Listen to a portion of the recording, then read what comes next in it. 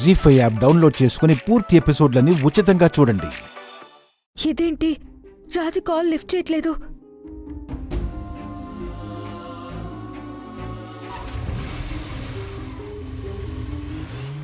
పిచ్చి రూపా, నువ్వు చెప్పినట్టే క్షణం కూడా ఆలస్యం చేయకుండా బయలుదేరింది మమ్మీ. ఇష్టమైన మనిషి ప్రమాదంలో ఉన్నాడు అని తెలిసాక ఎవ్వరికైనా సరే మెదడు పని చెయ్యదురా.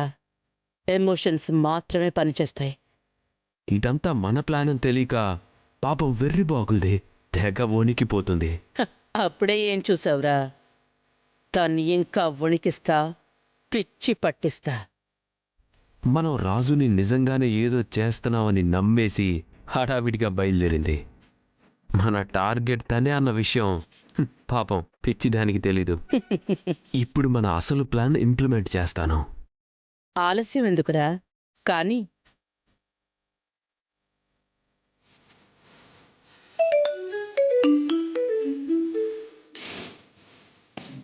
చెప్పనా? మినిస్టర్ కూతురు ఇంటి దగ్గర నుంచి బయలుదేరిందిరా.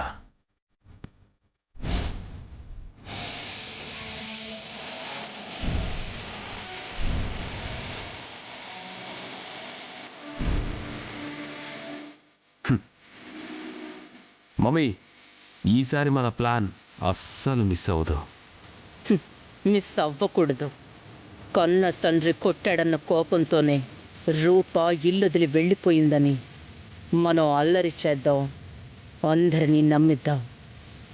ఈ దెబ్బతో నా తమ్ముడికి ఆ రూప మీద అసహ్యం విపరీతంగా పెరిగిపోవాలి.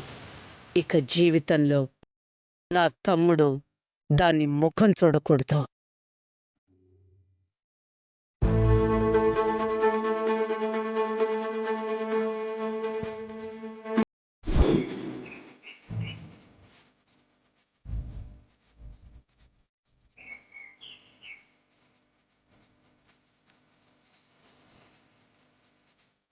హాయ్ రాజు. హాయ్ రా. ఎలా ఉన్నావు? బాగున్నాను. టీ తాగరా అన్నా, ఓ టీ ఇవ్వనా? అలాగే అన్నా.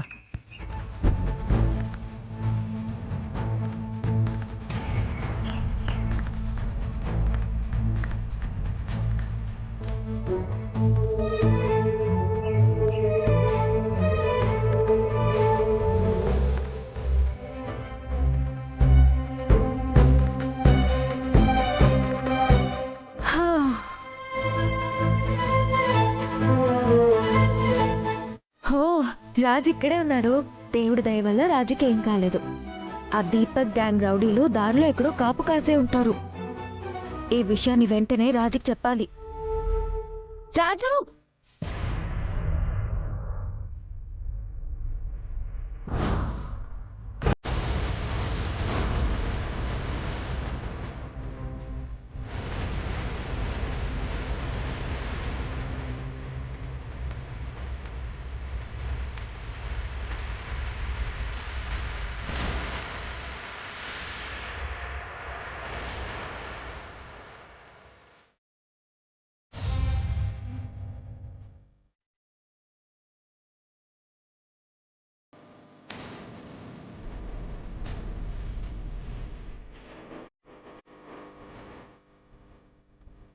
సార్, మీ అమ్మాయిని మీరు కొట్టడం వల్ల ఇంట్లోంచి వెళ్ళిపోయిందని చెప్పేసి మాకు ఇన్ఫర్మేషన్ వచ్చింది. దీనికి మీ సమాధానం ఏంటి?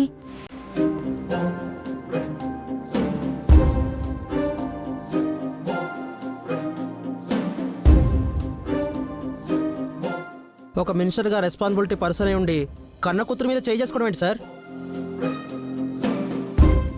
ఇంట్లో నుంచి వెళ్ళిపోయేంత టార్చర్ పెట్టారా? అంత ఘోరమైన తప్పు మీ అమ్మాయి ఏం చేసింది సార్? సార్ చెప్పండి సార్, మీ అమ్మాయి ఎక్కడికి వెళ్ళారు? తెలుసుకునే ప్రయత్నం చేశారా? పోలీసుల సహాయం తీసుకున్నారా? చెప్పండి సార్. చెప్పండి సార్, అసలు చెప్పండి సార్. ఏంటి మీరు అనేది? మీకెవరో రాంగ్ ఇన్ఫర్మేషన్ ఇచ్చుంటారు. మా మ్యాన్ కోడల్ని మా తమ్ముడు కొట్టడం ఏంటి? దానికి మీరు మినిస్టర్ గారిని క్వశ్చన్ చేయడం ఏంటి? అయినా ఇది మా ఫ్యామిలీ విషయం. మీరెందుకొచ్చారు? ఒక మినిస్ట్రీ ఇంట్లోనే ఆడపిల్లకి స్వేచ్ఛా స్వతంత్రాలు లేవంటే సామాన్య జనం పరిస్థితి ఏంటి సార్? రాష్ట్రంలో ఎంతో మంది విద్యార్థులకు ఆదర్శంగా ఉండవలసిన విద్యాశాఖ మంత్రి ఇంట్లోనే ఇలాంటి అరాచకాలు జరిగితే ఆ విద్యార్థుల భవిష్యత్ ఏంటి సార్? చాలు. గౌరవనీయులైన పాత్రికేయ మిత్రులారా, మీ ప్రశ్నల్లో అభ్యుదయం కనిపిస్తుంది. ఒక ఆడపిల్ల తరపున అండగా నిలబడినందుకు మిమ్మల్ని అభినందించాలనిపిస్తుంది. సామాన్య జనం పరిస్థితి గురించి మీరు ఆందోళన వ్యక్తం చేయడం చూస్తే మీ బాధ్యతాయుతమైన చర్య చూసి చెప్పలేని ఆనందం, సంతోషం కలుగుతుంది. అలాగే విద్యార్థుల భవిష్యత్తు గురించి మీరు కలత చెందే విధానం చూస్తే మీడియా మిత్రులందరినీ సన్మానించాలనిపిస్తుంది. మేము అడిగిన ప్రశ్నకి మీ అభినందన పరంపరకి సంబంధం ఏంటని ప్రశ్నిస్తున్నాం. అక్కడికే వస్తున్నానమ్మా. మా అమ్మాయి రూప ఎక్కడికి వెళ్ళిందో మీరందరూ కలిసి ఇన్వెస్టిగేషన్ చేసి తెలుసుకొని మీ బాధ్యతని నిరూపించుకోవాల్సిందిగా మిమ్మల్ని అందరినీ నేను కోరుతున్నాను. మీరే వెతికి తీసుకొచ్చి ఈ కన్న తండ్రి ఆ కూతుర్ని ఎందుకు కొట్టాడో విచారించవలసిందిగా ఒక విద్యాశాఖ మంత్రిగా మీ అందరికీ విజ్ఞప్తి చేసుకుంటున్నాను.